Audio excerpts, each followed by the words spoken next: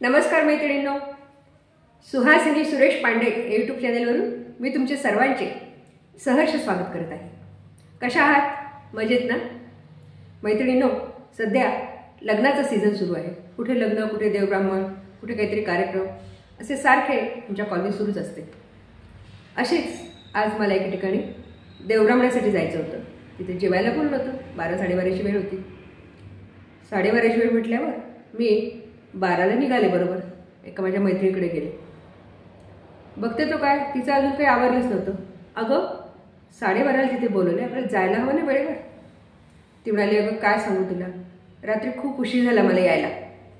बाहेर गेले होते आणि किती थंडी आहे, उठायला उशीर झाला। अगदी 8 वाजता उठले बघ, आणि मग तिथून सगळं उशिराच होत गेलं। अगं मग डबे वगैरे मुलांचे सगळं झालं म्हणे सगळं, पण बाकीची कामं खूप राहिलीत माझी, आणि माझ्या घड्याकडे लक्षच नाही बघ। 12:30ला जायचं म्हणजे बसतेस का तू, एक 15 मिनिटात मी आवरते। अगं पण रोजच्या वेळेला उठावं, रोजच्या वेळेला कामं करावं, हे कसं तुझ्या लक्षात आलं नाही? जाऊ दे सुहासिनी, तुझ्या इतकी मी काही प्रॉम्प्ट नाही आहे बरं का, असं ती म्हणाली। मग तिने स्वतःचं आवरलं आणि मग आम्ही 12:30च्या ऐवजी 1 वाजता तिकडे पोचलो। म्हणजे ठरलेल्या वेळेला मी पोचलोच नाही। मैत्रिणींनो, जर आपण आपल्या शरीराला वळण लावलं तर ते वळण आपल्या अंगवळणी पडतं। आम्ही तिघी बहिणी, आमच्या आईने आम्हाला लहानपणी लवकर उठण्याची सवय लागली होती, त्यामुळे लहानपणापासून मला ती सवय लागलेली आहे। कितीही उशीर झाला, कुठूनही आलं तरी पहाटे 5 वाजता अगदी उठून तोंड धुवून चहा घेऊन मी अजूनही कामाला लागते। कामं काही फार नसतात, पण अंथरुणात म्हणजे झोपवतच नाही, 5 वाजले की उठायचंच, अशी अंगाला सवय लागलेली आहे आणि हे वळण लागलेलं आहे। तर या शरीराला लागलेल्या वळणाविषयी मी तुम्हाला आज एक छोटीशी कथा सांगणार आहे। एक मुलगा होता, त्याला लहानपणापासून वडील, आईवडील अगदी शिस्तप्रिय होते। जास्तीत जास्त वडील त्याचे नेहमी त्याला टोकायचे, अरे आज शर्टला इस्त्री केली नाहीस, ती बॅग बघ कशी लटकवली आहेस, नीट धर, बूट सॉक्स व्यवस्थित घाल, आणि तो लाईट बंद केला नाही खोलीतला। सतत त्याला उठता बसता त्याला ते टोकायचे। लहानपणापासून त्याला ती तशी सवय, त्यामुळे तो वडिलांच्या ह्याच्याप्रमाणे वागायचा बरं का। असंच करता करता कॉलेज झालं, शिक्षण झालं त्याचं, आणि आता इंटरव्ह्यूची वेळ आली नोकरीची। त्याने मनात ठरवलं, वडील आपल्याला एवढे राबवतात ना सारखे, एकदा नोकरी लागली की आपण आपलं दुसरीकडे राहायला जायचं, सारखं त्यांच्या धाकात नाही राहायचं, उगाचच मनाशी त्याला वाटायचं बरं का। त्याचा इंटरव्ह्यू होता एक दिवस कंपनीमध्ये। तो वडिलांना नमस्कार केला, आईला नमस्कार केला, आणि तो गेला इंटरव्ह्यूला गेला तर तिथे मोठे 2-3 हॉल होते, आणि हे जे इंटरव्ह्यू आलेले जे कॅन्डिडेट होते ते सगळे बेंचवर बसून होते। तर हा पण लाईनमध्ये जाऊन त्या बाकावर बसला। ही मुलं सगळे एका हॉलमध्ये जायची, तिथून दुसऱ्या हॉलमध्ये जायची, एकाचा नंबर यायचा, आणि 10 मिनिटातच तिकडे इंटरव्ह्यू होऊन ते बाहेर पडायचे। हा मुलगा इंटरव्ह्यूसाठी आला तेव्हा तो लाईनमध्येच उभा राहिल्यावर गेटपाशी गेला। गेटमध्ये गेल्याबरोबर त्याला ती दाराची खिट्टी एकदम पायाला लागली बरं का। अशी कशी उंच खिट्टी ठेवली आहे त्यांनी, कोणीतरी असं म्हणून त्यांनी ती खिट्टी काढली, परत एकदा बसवली, कोणीतरी अडकून पडलं असतं नाही त्याच्यात असं त्याला वाटलं। ती पूर्ण अशी ठोकून त्यांनी बसवली, ते फाईल वगैरे खाली ठेवले आणि सगळं बसवून मग तो आत गेला। आत गेल्यानंतर त्या बेंचवर बसला तो सगळ्यांच्या सोबत। एक मुलं आत जात होते, पुढे जात होते, पुढे सरकत होते। 10-15 मिनटं त्यांचा लगेच इंटरव्ह्यू झाला की बाहेर निघून दुसऱ्या दाराने परत येत होते। असं करता याचा नंबर आला। एक हॉल, दुसरा हॉल, आणि मग तिसऱ्या हॉलमध्ये काहीतरी ते इंटरव्ह्यू घेणारे लोक बसलेले होते। हा आपली फाईल सावरत पहिल्या हॉलमध्ये गेला। बरेच मुलं पुढे निघून गेले होते। हा आता मागे होते, हा एकटाच त्या हॉलमध्ये गेला। बघतो तो काय, सगळीकडे ढणढण लाईट जळत आहेत, पंखे जळत आहेत, आणि त्या हॉलमध्ये कोणीच नाही, म्हणजे कारण एक मुलगा इंटरव्ह्यूला जात होता, पुढच्या हॉलमध्ये त्याला जायचं होतं। मग त्याला ते काही बघवलं नाही। त्यांनी काय केलं, खटाखट सगळे ते पंखे लाईट सगळे बंद केले, आणि एकच लाईट मध्यम ठेवला तिथे, म्हणजे मनाला त्याच्या राहवलं नाही बरं का। परत फाईल घेऊन तो दुसऱ्या हॉलमध्ये गेला। तिथे तर भरपूर उजेड होता, म्हणजे खिडकी होती मोठी, खिडकीतून उजेड येत होता, छान वारे येत होतं आणि तिथेही खूप भक्क लाईट चालू होते, ट्यूबलाईट चालू होते सगळे. ते पण त्याला बघवले नाही आणि त्यांनी परत उठून ते लाईट सगळे बंद करून टाकले. एवढा उजेड आहेत, कशाला लाईट लावून ठेवले असं त्याला वाटलं बरं का. मग शेवटी तिसऱ्या हॉलमध्ये गेला तो. म्हणजे शेवटी तिथे जे बसले होते परीक्षक त्या हॉलमध्ये तो गेला. जाताना दारातच ते जे पाय पुसणं असतं ते सगळं उलटं पालटं पडलं होतं.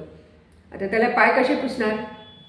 त्याने बूट काढले आणि ते आधी पायपुसं सरळ केलं, नीट ठेवलं आणि मग त्याला पाय पुसून तो आत गेला. बघतो तर टेबलावर 3 चौघजण बसलेले होते. एकाने त्याला खूण केली, बसा खाली म्हणून. मग तो समोर खुर्चीवर बसला. जे मेन बॉस होते त्यांनी त्याला विचारलं, काय नाव तुझं? त्यांनी सांगितलं काय नाव काय ते. बोला, केव्हापासून जॉईन होता तुम्ही? त्याला एकदम धक्काच बसला.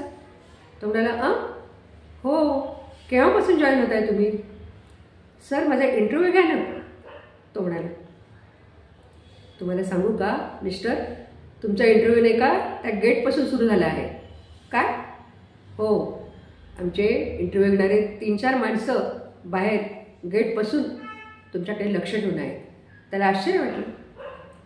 मग ते जे मुख्य होते ते म्हणाले, तुम्ही आल्याबरोबर ती गेटमधली ती खिट्टी वाकडी जी होती झालेली, पायाला लागण्यासारखी ठेवलेली होती, ती तुम्ही त्याला ठोकून ठोकून दुरुस्त केली आणि ती लावली.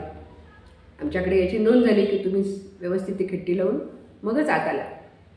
लोक बघत होते. बाकीचे सगळे मुलं कसे करत होते? ते बघत होते खिट्टी, पण सरळ मध्ये येत होते आणि पुढे निघत होते. तुम्ही पहिल्या हॉलमध्ये आलात, तिथे सगळे लाईट पंखे चालू होते आणि आम्ही ते मुद्दाम चालू ठेवले होते बरं का. तर तुम्ही ते सगळे खटाखट बंद केले. तुमच्याच्याने काही देखवलं नाही, ते उगाच जळत आहे म्हणून. तुमच्यावर सगळे आमचे जे इंटरव्ह्यू घेणारे 2-3 मुलं लक्ष ठेवून होते. तुम्ही ते सगळे लाईट पंखे बंद केले. तिसऱ्या हॉलमध्ये आल्यात, तिथेही सूर्यप्रकाश भरपूर होता आणि तरीही लाईट चालू होते. तेही तुम्हाला बघवलं नाही आणि तुम्ही तेही पंखे लाईट सगळं बंद केलं. आणि मग आत्ता इथे येताना सुद्धा ते पाय पुसणं मुद्दाम आम्ही ते उलटं पालटं करून ठेवलेलं होतं, ते सुद्धा तुम्ही व्यवस्थित झटकून सरळ केलं. त्याला पाय पुसून तुम्ही मध्ये आला. म्हणजे हाच तुमचा इंटरव्ह्यू होता आणि तुम्ही या इंटरव्ह्यूमध्ये सिलेक्ट झाला आहात. आम्हाला असे जबाबदारीने काम करणारेच लोक हवे आहेत की जे आपल्या कंपनीचा उत्कर्ष करतील. थोडीसुद्धा पैसे वाया जाऊ देणार नाहीत किंवा थोडीसुद्धा त्याच्यामध्ये कमी जास्तपणा होऊ देणार नाही, अशी तुमची वृत्ती आहे. आणि तुम्हाला ही जी शिस्त आहे ती खूप मनापासून लागलेली आहे. पहिल्यापासून तुमच्या म्हणजे मनच तुमचं तसं हे तयार झालेलं आहे की हे वाया जाऊ देऊ नये, ते वाया जाऊ देऊ नये, असं तुमच्या लक्षात आलं आणि तुम्ही ते तसं केलं. आणि आम्हाला तुमची ही कृती खूप आवडली, त्यामुळे तुम्ही उद्यापासून जॉईन व्हा. त्या मुलाला खूप आनंद झाला. तो घरी गेला आणि वडिलांना त्याने हकीकत सांगितली आणि वडिलांच्या पायावर लोटांगण घातलं. काय झालं बेटा? त्यांनी त्याला जवळ घेऊन विचारलं. तो डोळ्यात पाणी घेऊन म्हणाला, बाबा, लहानपणापासून तुम्ही मला सवय लावली. पुस्तकं नीट ठेवायची, वह्या नीट ठेवायच्या, लाईट बंद करायचे, नंतर स्वच्छता ठेवायची, ही जी सवय तुम्ही लावलीत ना मला आणि सारखे टोकत होतात ना, ते माझ्या अंगवळणी पडले. त्यामुळे कुठेही गेलो तरी मला ते असं देखवत नाही. मी तिथे गेलो, ती खिट्टी लागत होती पायाला म्हणून मी नीट केली. लाईट ते ढणढण जळत होते, मला काही बघवलं नाही म्हणून मी लाईट बंद केली. आणि दरवेळेला माझे ते तुमचे कानात शब्द घुमायचे, उगाचच लाईट कशाला जळतायत, दिवसा दिवे लावता तुम्ही, आवश्यक असेल तरच लावा, असं तुम्ही नेहमी म्हणायचा ना. तर तेच माझ्या मनात होतं बरं का. आणि मग मला ते सवय लागलेली होती त्या गोष्टीची, त्यामुळे मी ते लाईट बंद केले. मधल्या खोलीसुद्धा उजेड भरपूर होता, ते लाईट बंद केले. ते पायपुसणं सरळ केलं आणि ही माझी कृती त्यांचे ते लोक सगळं बघत होते. आणि हाच माझा इंटरव्ह्यू झाला बाबा. मला आज सिलेक्शन झालं हे फक्त तुम्ही लावलेल्या सवयीमुळे. तुम्ही लावलेल्या सवयी मला अंगवळणी पडल्या आहेत, त्यामुळे मी आज याच्यामध्ये सक्सेस झालो आणि मला नोकरी मिळाली. मैत्रिणींनो, वडिलांना खूप आनंद झाला. पण या गोष्टीतून मला तुम्हाला हे सुचवायचं आहे, एखादी गोष्ट जर आपल्याला अंगवळणी पडली म्हणजे ती आपली सवय होऊन जाते. एखादी जर आपण सवय पूर्वीपासून लावली तर ती सवय आपल्या अंगवळणी पडते आणि त्या गोष्टीची आपल्याला सवय होते. तर अशाच आपण प्रत्येक गोष्टीची मनाला सवय लावली पाहिजे. लवकर उठणे, लवकर झोपणे, वेळच्या वेळेवर कामं करणे, फिरायला जाणे, हे आपल्या अंगवळणी पाडलं पाहिजे, हो की नाही? तर आपल्याला त्याचा निश्चितच उपयोग होतो आणि जीवनात आपण यशस्वी होतो. मैत्रिणींनो, काही चांगल्या गोष्टी मला कळाल्या तर मी तुमच्याशी शेअर करत असते. असंच आज गप्पा मारताना हा विषय माझ्या मनात आला म्हणून मी तुमच्याशी शेअर केला आहे. तुम्हाला माझी ही जर छोटीशी पोस्ट आवडली असेल तर नक्की लाईक करा आणि सबस्क्राईब जरूर करा. धन्यवाद परत एकदा.